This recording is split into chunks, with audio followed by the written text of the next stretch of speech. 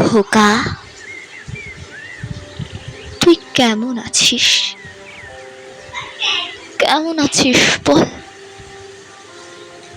আমার যত সেরেছে রে, শরীরটা দুর্বল। আমার জন্য ভাবিস না রে, আমি ভালোই আছি। তোর বাবাও চলে গেছেন, আমি গেলেই বাঁচি।